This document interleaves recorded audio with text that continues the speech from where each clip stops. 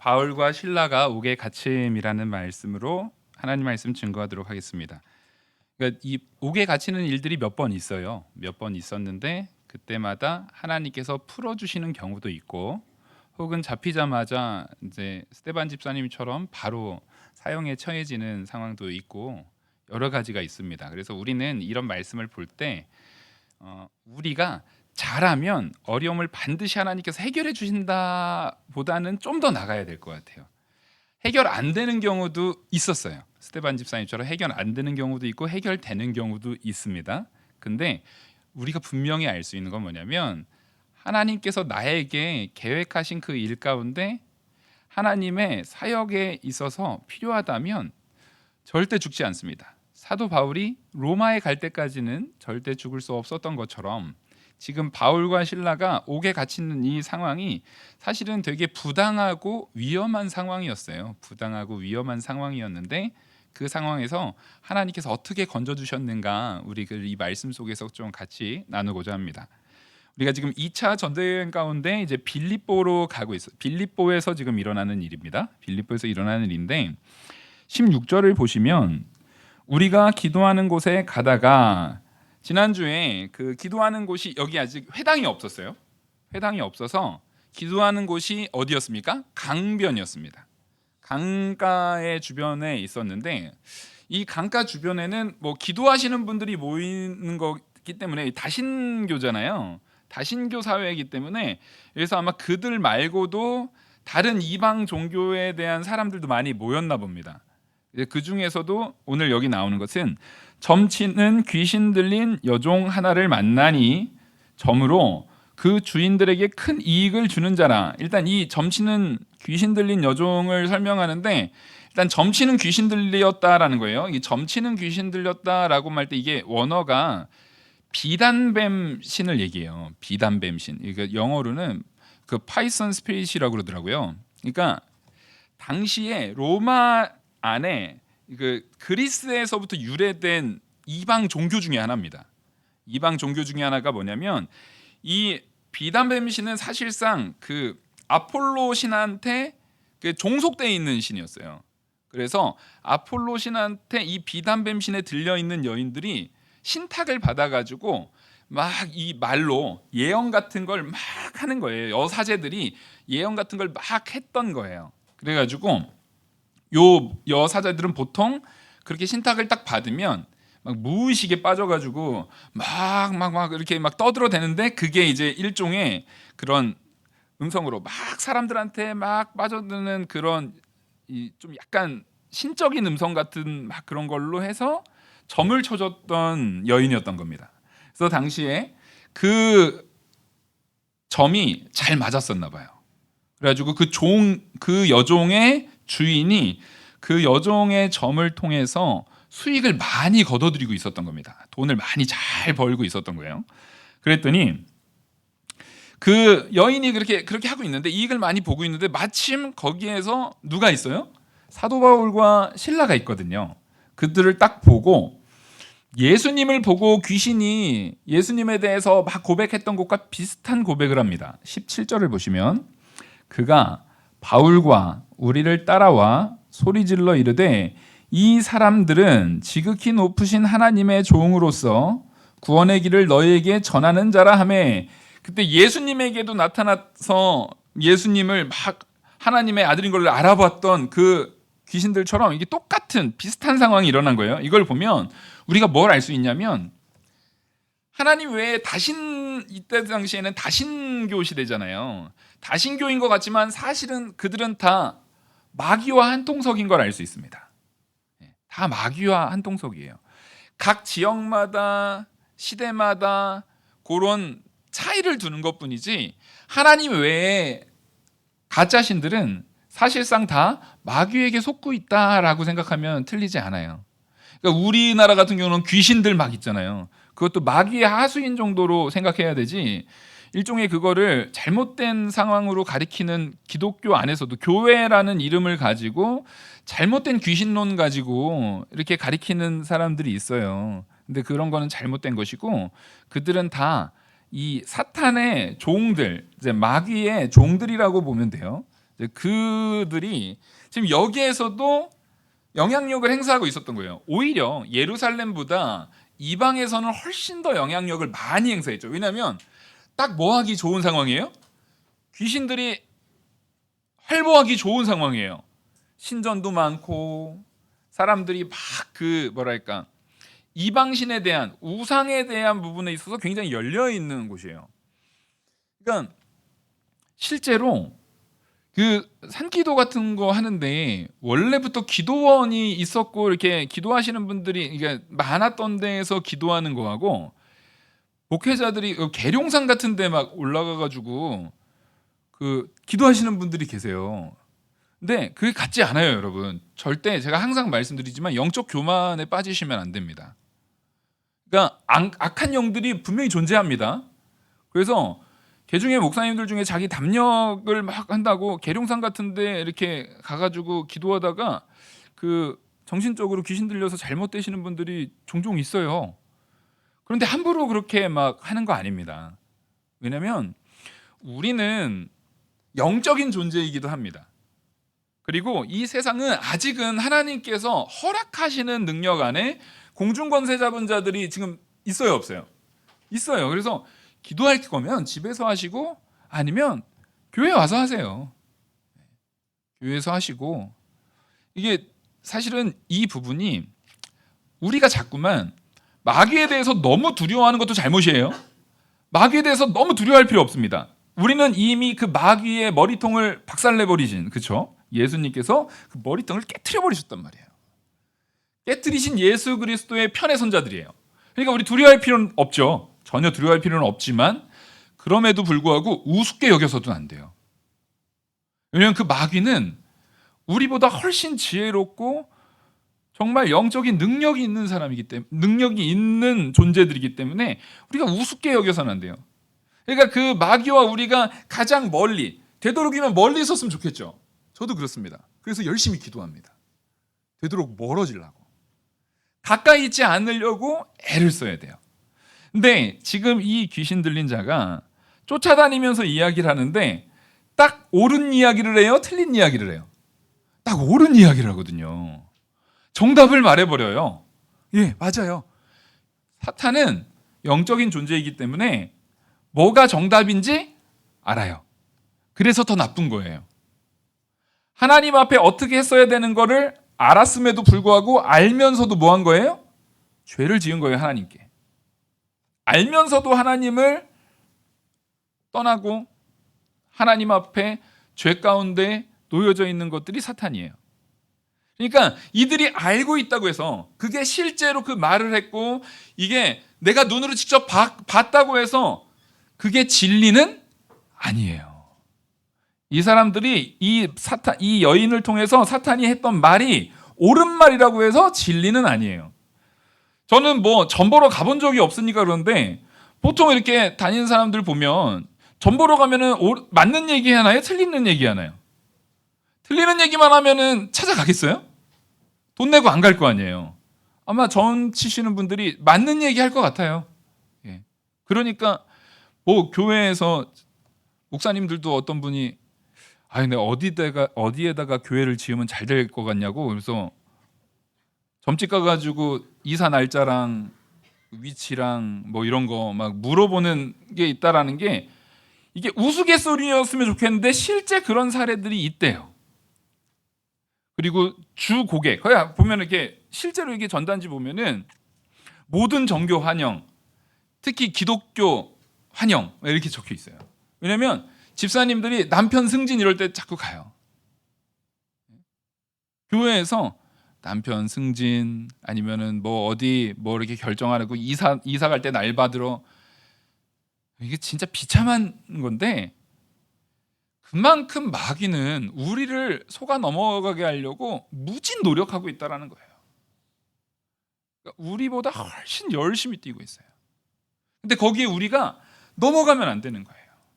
그들이 옳은 얘기를 한다고 해도 실제로 이런 일도 있어요. 어떤 청년은 자기가 방황을 많이 했는데 어디 점을 치러 갔대요. 점을 치러 갔더니 그 점 치시는 분이 살려면 교회 가라 그랬대요.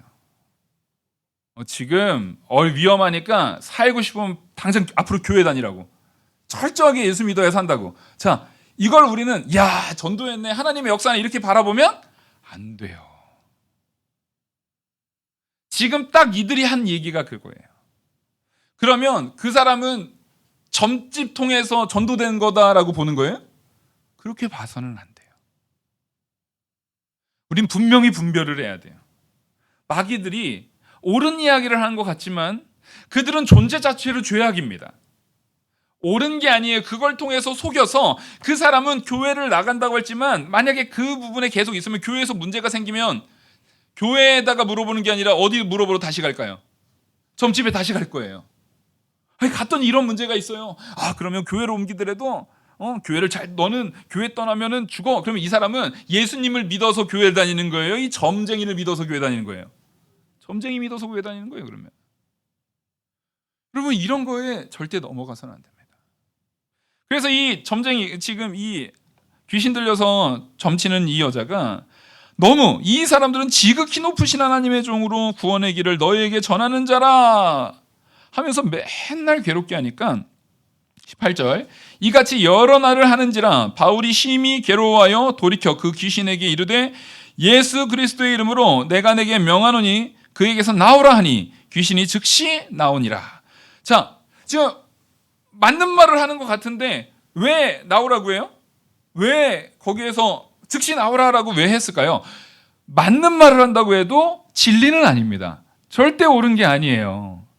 이거는 분명히 구분을 지어야 돼요. 바울이 전하는 복음을 믿는 사람 중에 이 여자 말 듣고 오는 사람이 있으면 아까 그거랑 똑같은 거예요. 그건 예수 믿어서가 아니라 점쟁이 말 들어가지고 하는 거예요. 그것은 복음 사역을 방해하는 사역입니다. 결코 있어서는 안 되는 사역이에요. 뿐만 아니라 귀신 들린 여정 같은 종류의 사람들이 오해할 수 있어요.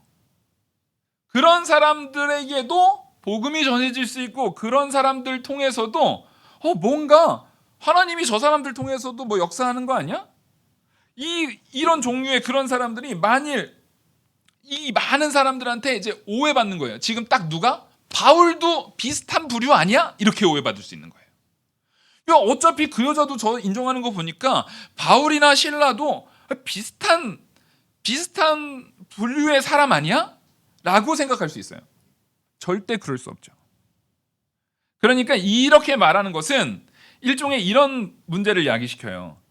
아폴로 신도 결국엔 아폴론 신도 그 아폴론 신의 하수연이었던 이 여자 이제 비담뱀 신이라고 하는 그 신들도 하나님을 인정하고 그 사람도 서로 신들끼리 소통이 있으니까 서로 인정하겠지라는 오해를 불러일으킬 수 있다는 거예요. 그런 건 없습니다. 하나님은 한 분뿐이시고 나머지는 다 우상이고 가짜예요. 그래서 절대 이것을 사도 바울은 용납하지 않고 바로 내어 쫓아버리는 거예요. 또 하나는 바울이 전하는 복음이 귀신 들린 여종들이 하는 거하고 비슷한 얘기를 하잖아요. 그러니까 내용이 비슷하잖아요. 내용이 지금 사도 바울도 예수 그리스도를 믿어야 되고 하나님의 종으로서 우리가 말씀 전하고 있는 거잖아요. 그러면 모르는 사람들이 들을 때는 내용이 어때 보여요? 비슷하네. 그러니까 제가 참 충격적인 게 안 믿는 사람들이 일단 신천지하고 기독교를 구분할 수 있을까요, 없을까요? 못해요. 물론 신천지도 또 성경책 개역 한글이긴 하지만 신천지는 개역 한글만 봅니다. 아직도 옛날에 뜻풀이 해놓은 거를 바뀔 때마다 바꿀 수가 없어가지고 개역 한글 말고 다른 거 쓰면은 이단이라 그런대요. 개역 한글만 써요. 근데 그래요. 그런 신천지 같은 데는 그렇다 치는데 아예 이교도들도 성경을 쓰는 데가 많이 있거든요. 아예 이교도들도. 근데 그들하고 우리를 봤을 때 솔직히 우리는 완전히 다른데도 불구하고 아예 이교도 같은 사람들 완전히 다르죠. 그 옛날에 안산에 지금 이름을 잊어먹었는데 하얀 옷 입고 다니시는 분들이 있었어요. 그 안산역 그 뒤편으로 얼마나 공포스러운지 몰라요. 주일날 이렇게 차량 운행 이렇게 하고 있으면은 정말 신발까지 새하얀, 여자분들은 머리에까지 새하얀 이렇게 모자 같은 거 쓰고 옷이 전부 다 새하얘요. 그러면서 그 이렇게 큰 대로의 길을 새하얀 옷 입고 한 명이 걸어가면 상관없는데 새하얀 옷 입고 한 40명 걸어가잖아요. 무섭겠어요, 안 무섭겠어요? 진짜 무서워요. 그러니까 한두 명이면 상관없는데 새하얀 옷 입고, 진짜 남자분들은 넥타이까지 하얘요. 신발도 하얀 구두 신고 한 40명 이렇게 걸어가는 거 보면요 얼마나 무서운지 몰라요. 근데 안 믿는 사람들은 비슷한 줄 알아요. 이게 그렇게 되어서는 안 돼요. 그래서 우리의 신앙에 대한 이 복음 사역이 절대 우상에 의한 이방 사역과 뭐하지 않다? 같지 않는 것임을 정확하게 보여주기 위해서, 그러니까 절대 신본주의와 인본주의는 같이 갈 수 있어요, 없어요? 혼합주의는 될 수 있어요, 없어요? 없어요. 이걸 우리는 완벽하게 배격하셔야 됩니다. 절대 타협해서는 안 돼요. 하나님 말씀, 하나님의 역사와 마귀 역사는 우리가 분명히 구분해서 받아들여야 되는 거예요. 그래서 사도 바울은 나오라 하고 명령을 한 겁니다. 그래서 여기 보면 아까 읽었던 18절에 나오라, 그 말이 총 2번 나오잖아요. 18절에 그에게서 나오라 하니 귀신이 즉시 나오니라. 그리고 여종의 주인들은 자기 수익의 소망이 끊어진 것을 보고, 라고 이 세 단어, 지금 나오라, 끊어진 것, 이렇게 세 단어잖아요. 우리말로는 나오라는 비슷하지만 끊어진 것은 다른 단어잖아요. 근데 사실은 이게 원어로는 같은 단어예요. 그러니까 끊어진 것은 뭐예요? 귀신이 나왔기 때문에 필연적으로 뭐가 끊어진 거예요? 수익이 끊어져 버린 거예요. 그러니까 지금 이 주인은 이 여종이 나아지는 것보다 이 여종이 귀신 들리거나 말거나 그걸 통해서 뭐가 더 중요한 거예요? 자기 돈 버는 게 중요한 거예요.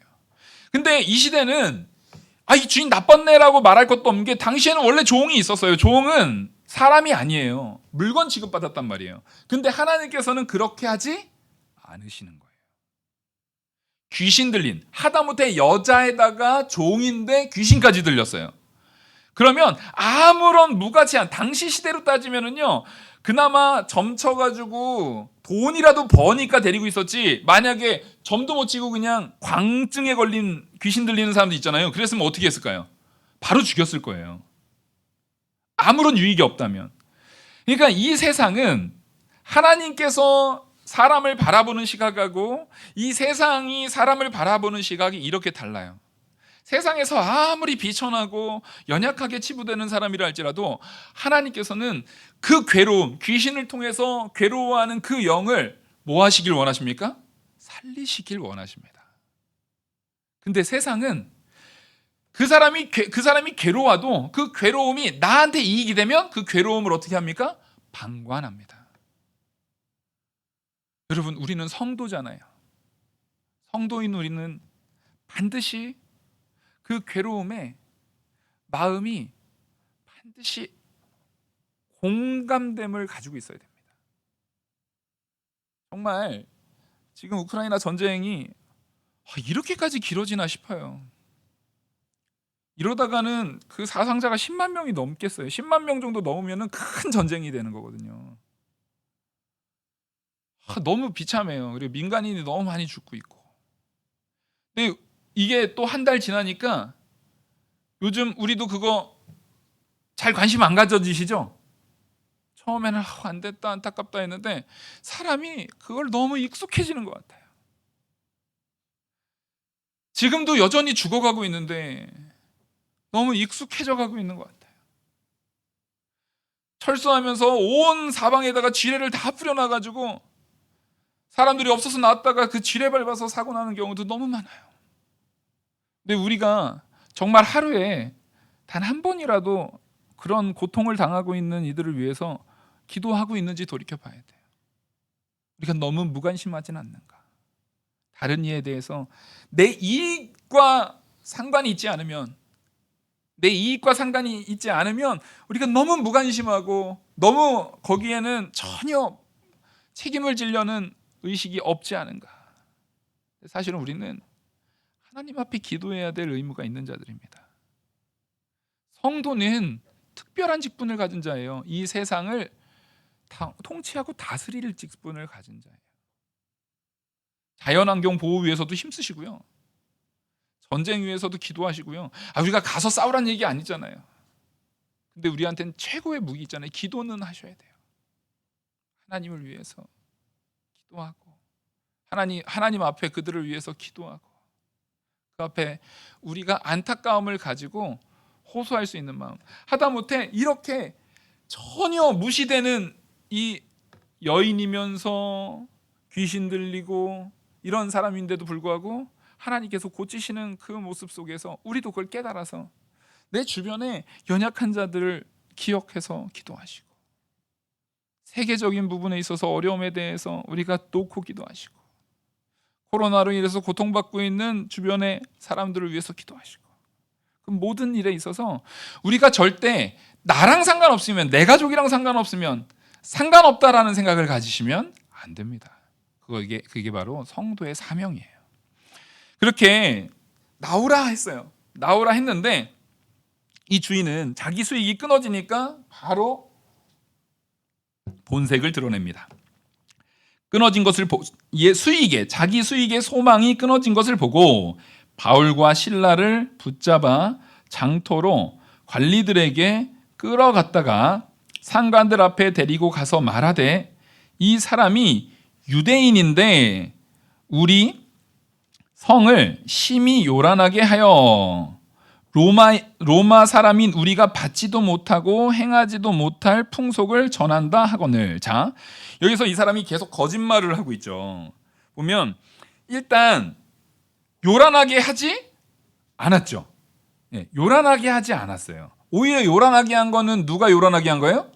자기 여종이 요란하게 했죠. 그들을 쫓아다니면서 맨날 계속 소리 지르고 있는 거예요. 이들은 요란하게 말씀을 전하는 게 아니에요. 그리고 그 로마 시민이 따를 수 없는 법이라는 것을 얘기했지만 그렇지 않았어요. 왜냐하면 로마 시민의 근거에 있어서 따를 수 없는 법이다라고 말하는 것은 이들이 모여서 로마는 기본적으로 다신론을 허락했습니다. 그러니까 종교의 자유가 있는 나라였어요. 하지만 단지 거기에서 한 가지 딱 거는 게 뭐냐면 그 종교의 자유로 모인 사람들이 그 모임을 통해서 국가에 반역적인 행위를 하지 않는 이상은 문제가 되지 않았어요. 근데 여기 기독교인들이 기도하고 말씀 전하면서 반역적인 행위를 한 적이 없었어요. 그럼에도 불구하고 이 사람이 이렇게 말한 것은 거짓말로 자기의 이익이 훼손됐을 때 그것을 딱 하면 이 사람들 때문에 내가 손해봤습니다. 이 사람이 여자한테 귀신 들리고 쫓아내가지고 내가 옛날에 그 여인한테 돈 벌던 거 이제 못 벌게 됐습니다 라고 말하면 관원이 들어줬겠어요? 안 들어주겠어요? 안 들어주죠. 나쁜 사람이네 이 인간.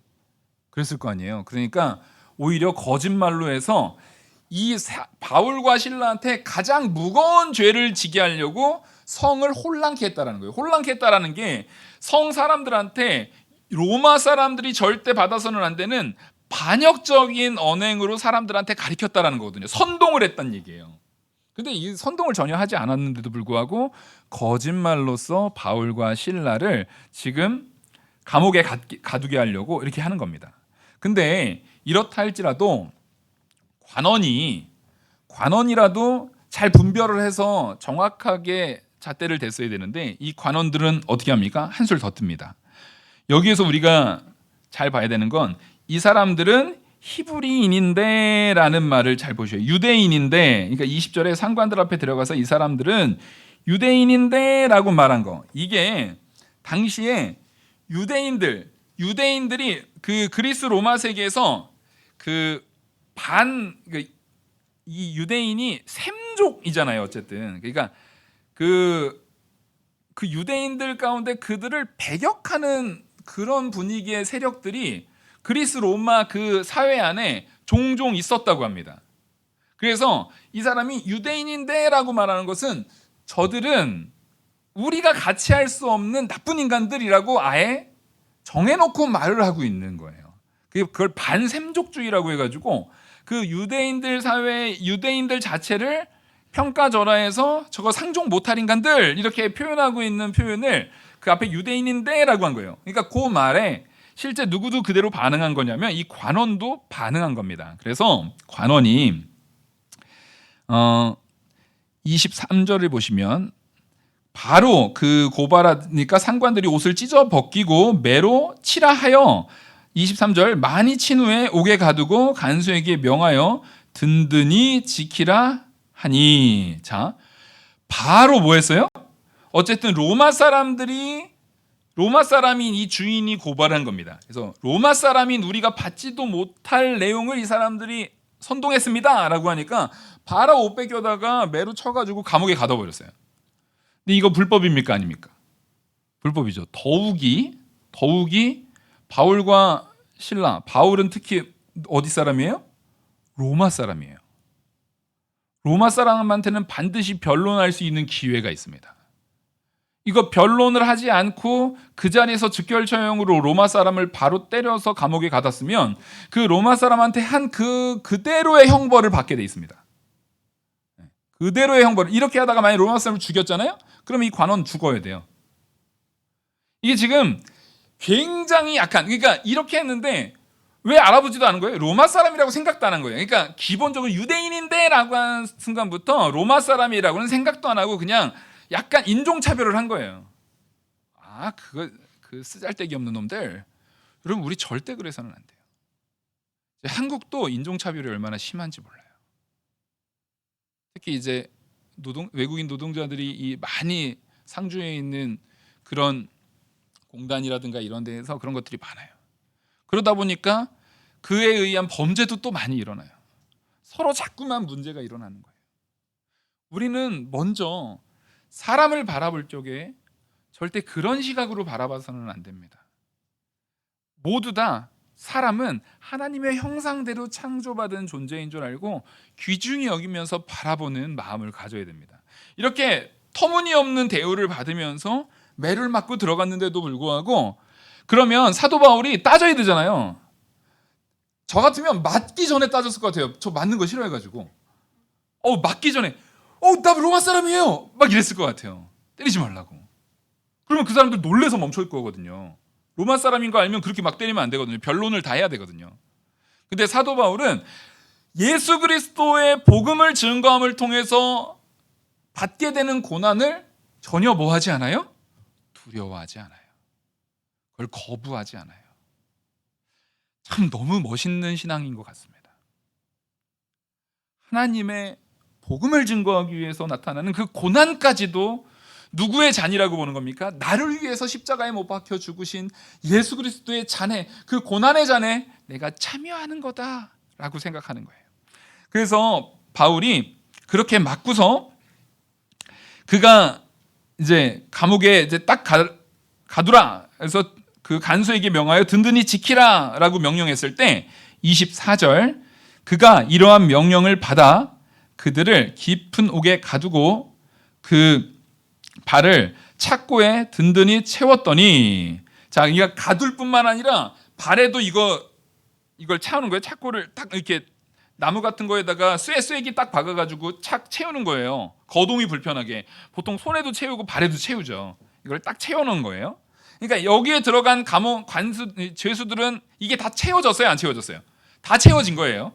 그런 상태에 있는데 한밤중에, 25절, 한밤중에 바울과 실라가 기도하고 하나님을 찬양하며 죄수들이 듣더라. 참, 지금 시컷 맞고 온 거예요. 너무 부당하게. 아무 죄도 없는데 부당하게 사람들이 부당하게 자기를 가짜로 신고하고 선동해가지고 흠신 두들겨 맞고, 수갑이랑 발에다가 이 나무 수갑 이게 엄청 무겁거든요. 그거 다 차고 안에 갇혀 있는데, 그리고 당시에 이 감옥은 지하 동굴이기 때문에 열악한 상황이에요. 근데 거기에서도 뭐 합니까? 기도하고 찬송합니다. 저는 이 말씀 가운데 이게 제일 중요한 것 같아요. 다른 건 다 스토리지만 이런 어려운 가운데서 내가 해야 될 바는 무언가? 아무리 힘든 상황 가운데서 성도인 내가 해야 될 바는 무언가?